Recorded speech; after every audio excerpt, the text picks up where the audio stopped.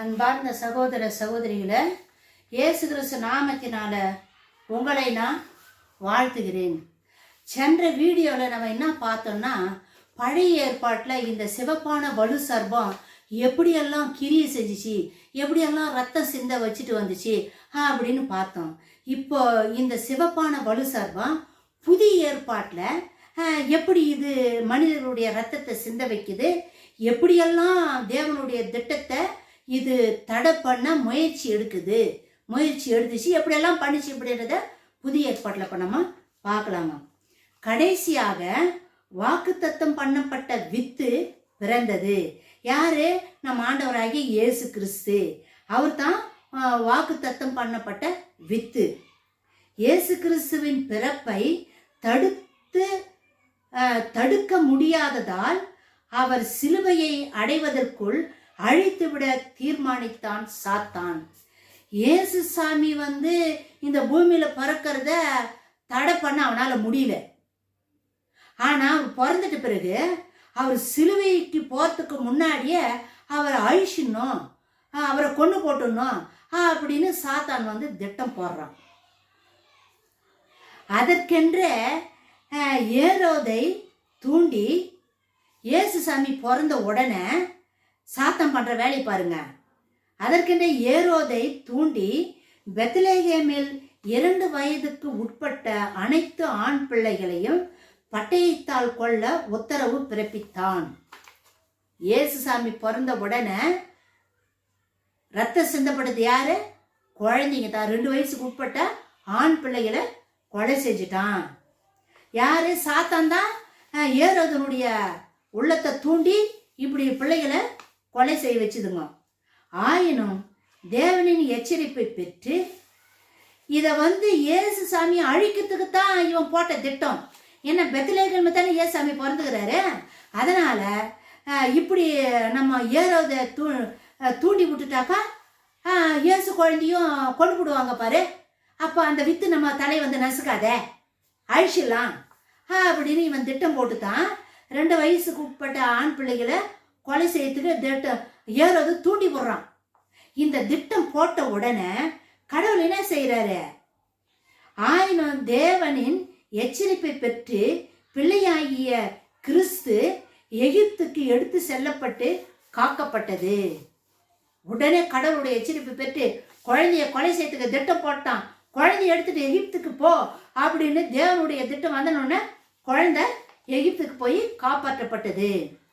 கிறிஸ்து தமது ஊழியத்தை தொடங்கும் பொழுது அவரை இப்போ இயேசு சாமி நல்லா வளர்ந்துட்டு வந்துட்டார். பிறக்கும்போது இப்படி திட்டம் போட்டான். இப்போ இவர் வளர்ந்துட்டு வராரு. வளர்ந்துட்டு வந்த பிறகு ஊழியத்துக்கு வராரு. ஊழியத்துக்கு வரும்போது இவன் என்ன பண்றான்? கிறிஸ்து தமது ஊழியத்தை தொடங்கும் பொழுது அவரை வனாந்தரத்தில் வைத்து சோதித்து ஆலய உப்புரையில இருந்து கீழே குதிக்க ஒரு ஆலோசனையை கொடுத்தான். இதிலும் சாத்தான் தோல்வியை கண்டான். இயேசு சாமி வனாந்தரத்தில் கொண்டு போய் சாத்தானால சோதிக்கப்பட்டார் அப்படின்னு வேதத்துல நம்ம படிக்கிறோம். அதுல ஒரு 3 சோதனை. அதுல ஒரு சோதனை தான் நல்ல தேவாலயத்தின் உச்சியில கொண்டு போய் வச்சு நீ கீழே குதி, அப்போ தூதர்கள் உங்க கால்களை எல்லாம் ஏற்றிக்குவாங்க அப்படின்னு துர்வாலோசனை சொல்றான் கடவுளுக்கு. கடவுள் இதுலயும் சாத்தான் என்ன பண்ணாரு? சாத்தான் தோல்வி அடைஞ்சிட்டான். கிறிஸ்துவை அவர் சொந்த ஜனங்களாலே இப்ப இன்னொரு திட்டம் போடுறான். நாசிரத்தூர் பக்கத்துல ஏஜின்ற மலை ஒன்று இருக்குதுங்க.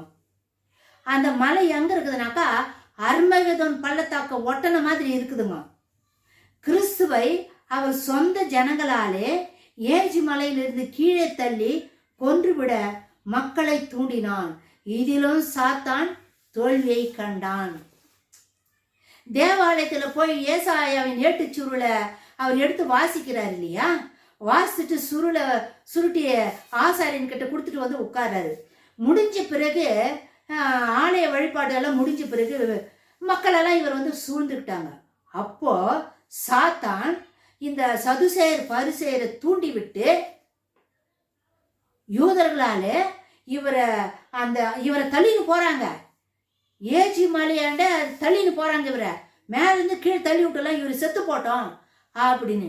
இப்படி மக்களை தூண்டுந்த யாரு? சாத்தான்.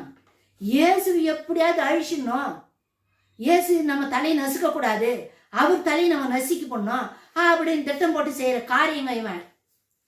லூக்காஸ் எழுதின சுவிசேஷம் 4வது அதிகாரம் 29வது திருவசனம் என்ன சொல்லுது? கலிலியா கடலில் 2 முறை ஏற்பட்ட புயல்களும் சாத்தானால் ஏற்பட்டதே. கிறிஸ்துவை அழிக்க உண்டான முயற்சியாய் இருந்து இந்த இடத்தில் இயேசு கிறிஸ்து காற்றையும் கடலையும் அதட்டினார் என்று பார்க்கின்றோம். கலிலியா கடல்ல போகும்போது 2 முறை காற்றையும் கடலையும் அதட்டினார் அப்படின்னு நம்ம வேதத்துல படிக்கிறோம். காற்று வீசிய படகை கவுத்து போட்டாக்கா ஏன்னா இயேசு படகுல போறாரு இல்லையா, பயணம் பண்ணின்னு போறாரு இல்லையா, அப்போ போகும்போது புயல் அடிச்சு போட்டு அப்படியே கவுந்துச்சுன்னா இயேசு அப்படி தண்ணியில விழுந்து செத்துக்கிடுவாரு அப்படின்ற எண்ணத்துல இந்த சாத்தா என்ன பண்ணா, புயல் அனுப்புனான். இந்த இடத்தில் இயேசு கிறிஸ்து காற்றையும் கடலையும் அதட்டினார் என்று படிக்கிறோம். அதட்டுறாரு. யார அதட்டுவாங்க? உயிரற்ற பொருளை, கல்லு மண்ணு மற்ற மரத்தை ஏதாவது அதட்ட முடியுமா? உயிருள்ள பொருளை தான் அதட்ட முடியும். ஒரு பறவையோ மிருகமோ ஏதோ உயிர் உள்ளது வந்தா தான் அதட்ட முடியும், அது தூரம் ஓடிவிடும். அப்போ காற்றையும் கடலையும் அதட்டினார் அப்படின்னா இந்த உபதிரவத்தை கொண்டு வந்த இந்த சாத்தான அதட்டினாருன்ற அர்த்தமா. இந்த காற்றுக்கும் கடலுக்கும் பின்னாடி இருந்து கிரியை செய்த சாத்தான கடவுள் அதட்டினார் அப்படின்ற அர்த்தமா.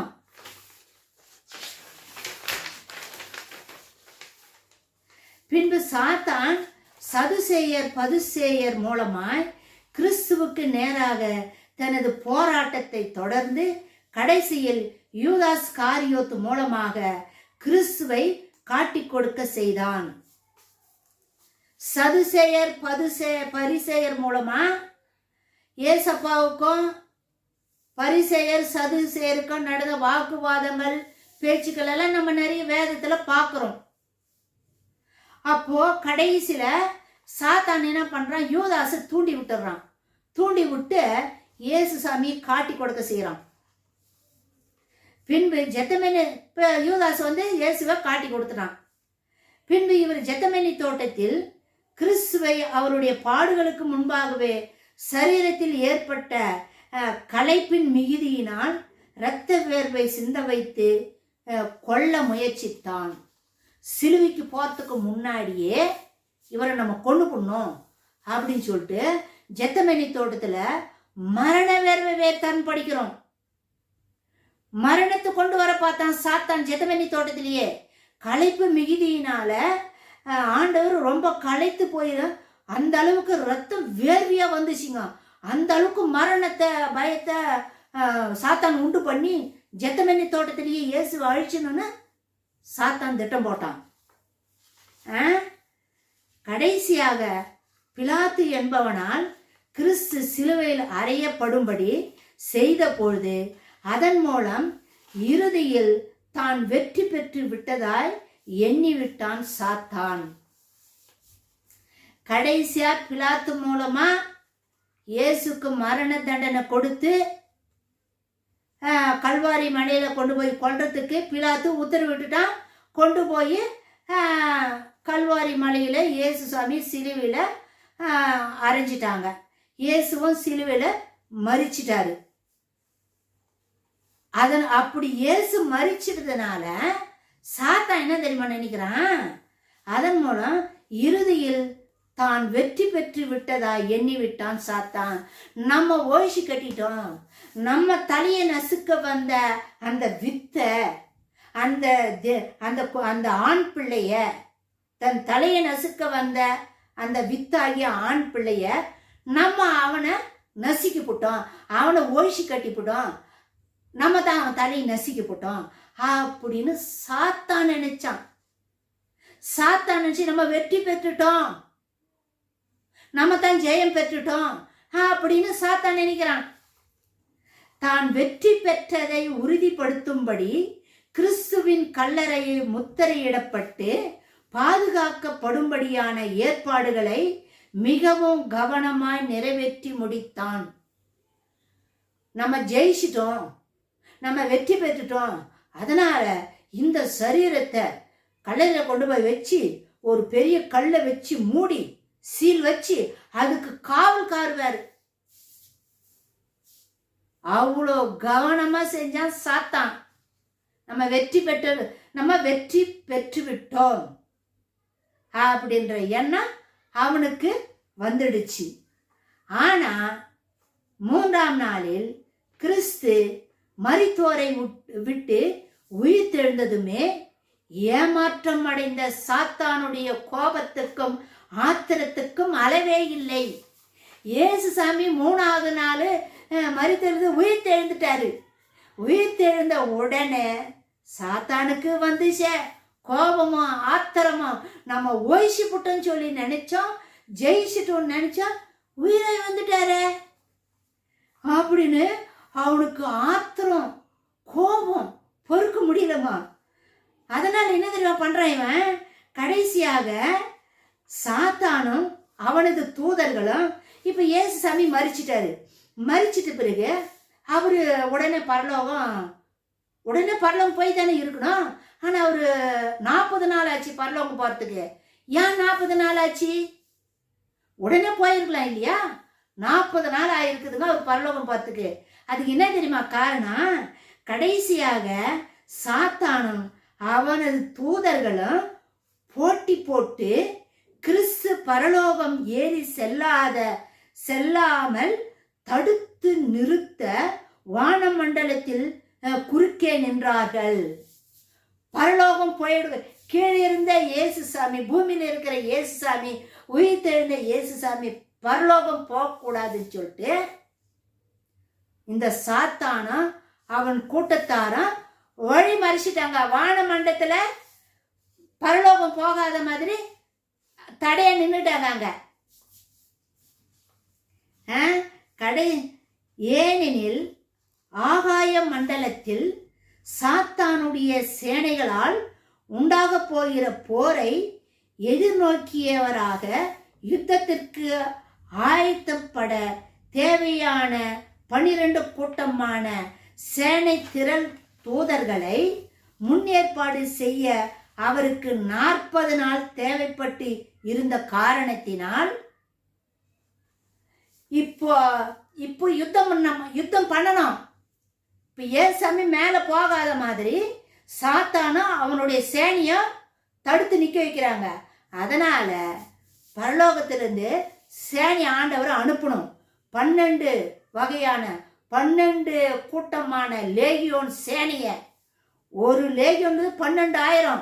அந்த மாதிரி 12 கூட்டத்தார அவ்வளோ பெரிய திரள் கூட்டத்தை ஆண்டவர் அனுப்புறாரு. எங்க அனுப்புறாரு? நடுவானத்துல உட்காந்துக்கிறானே இயேசுசாமி கீழ்ந்து மேல போகாத மாதிரி தடை பண்ணி நிறுத்துறாங்க பத்தியா? அந்த வலு சர்வத்தோடும் அவனோட கூட சேர்ந்த கூட்டத்தோடும் யுத்தம் பண்றதுக்காக தூதர்கள் வரணும். கடவுள் இப்படி தூதர்கள் எல்லாம் ஆயத்தம் பண்ணி அனுப்புறதுக்கு, ஏற்பாடு பண்ணி அனுப்புறதுக்கு 40 நாள் ஆச்சாம். இப்போ தூதர்கள் வந்து சாத்தான்களோடு யுத்தம் பண்ணி அப்புறப்படுத்திட்ட பிறகுதான் பெந்தகோஸ்து நாளுக்கு முன்னாடி 10 நாளுக்கு முன்னாடி இயேசுசாமி இந்த பூமியை விட்டு பரலோகம் ஏறி சென்றார். இயேசு கிறிஸ்து ராஜ்யத்தை பெறும்படி பூமிக்கு திரும்பி வரும்படியான காலம் நெருங்கி விட்டமையாலும் இயேசுசாமி திரும்ப இந்த பூமிக்கு வரப்போறாரு. காலம் கிட்ட நெருங்கிச்சு, அவனுக்கும் தெரியுது சீக்கிரம் வரப்போறான்னு. அதனால சாத்தான் என்ன பண்றான்? சாத்தானுடைய ஆளுகையும் அதிகாரமும் பூமியிலே முற்று பெற போகிற நேரம் வந்து விட்டமையாலும் 1000 வருடத்திற்கு தான் கட்டப்பட போகிறதை அறிந்தவனாக அந்த நேரத்துக்கு அருகாமையில் தான் நிற்கிறதாக உணர்கின்ற சாத்தான் மிகுந்த கோப வேகத்தில் கிறிஸ்து பூமிக்கு இரண்டாவது தடை வருவதை தடுக்க வானமண்டலத்தில் அவ்வேளை போர் மூண்டுவிடும். இப்ப இயேசுசாமி இந்த பூமியில வந்து ஆளுகை செய்யணும், ராஜ்யத்தை நிறுவி ஆளுகை செய்வாருங்க. அந்த நேரத்துல வானமண்டலத்துல சாத்தான் வந்து அங்க உட்காந்துக்கிறான். இப்போ அவனை அப்புறப்படுத்துறதுக்கு பரலோக சேனைகள் வந்து நடு வானத்துல உட்காந்துக்கிற சாத்தான்களோட யுத்தம் பண்ணி அவங்கள அழிச்சு கீழே நிர்மூலமாக்கி வானமண்டலத்தை சுத்தம் பண்ணுவாங்க. வழியை சுத்திகரிச்சிட்ட பிறகு அதுக்கப்புறம் தான் ஏசாமி இந்த பூமிக்கு வருவாரு. அவரு இரண்டாவது முறை இந்த பூமிக்கு வரக்கூடாதுன்னு சொல்லிட்டு வானமண்டலத்தை கெட்டியா ஆக்கிரமிப்பு பண்ணுகிறான். அதனால இந்த இந்த அளவுக்கு புதிய ஏற்பாட்டுல சாத்தான் போட்ட திட்டங்கள் நிறைய. அதனால இவனுக்கு அதிகமான கோபம். சாத்தான் இயேசுசாமி உயிர்த்தெழுந்து பரலோகம் போயிட்ட பிறகு அவனுடைய கோபம் யார் மேல திரும்பிச்சு தெரியுமா? அவரை பின்பற்றி வர மக்கள் மேல திரும்பிச்சு. அதனால தான் இரத்த சாட்சிகள் ஆரம்பத்துல ஆதியில கிறிஸ்துவர்கள் நிறைய ரத்தத்தை சிந்தினாங்க. அவனுடைய வெறி, அவனுடைய கோபம். நீரோது மன்னன் காலத்துல கிறிஸ்துவர்கள், ஏராளமான கிறிஸ்துவர்கள் கொலை செய்யப்பட்டாங்க. இயேசுக்கு சீடரா இருக்கிறவங்க அத்தனை பேரையும் கொலை செஞ்சப்பட்ட. அவனுடைய வெறி அடங்கல. அவர்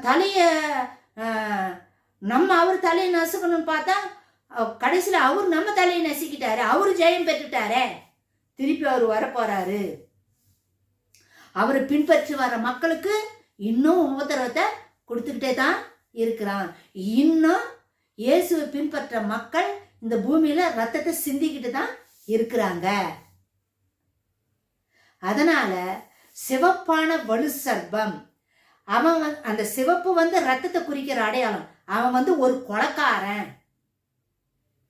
அப்படின்றதுக்காக தான் பழைய ஏற்பாட்டிலையும் வசனத்தின் மூலமா பார்த்தோம், புதிய ஏற்பாட்டிலையும் சுருக்கமா பார்த்தோம். நம்ம சுருக்கமா தான் பார்த்துருக்குறோம், விவரமா பார்க்கல. உங்களுக்கு பைபிள் படிக்கும் போது நிறைய விஷயங்கள் புரிஞ்சிடும். சுருக்கமா தான் நான் விஷயத்த சொல்லிட்டு வந்திருக்கேன். எப்படியெல்லாம் அவன் புதிய ஏற்பாட்டில் ரத்தத்தை சிந்த வச்சான்.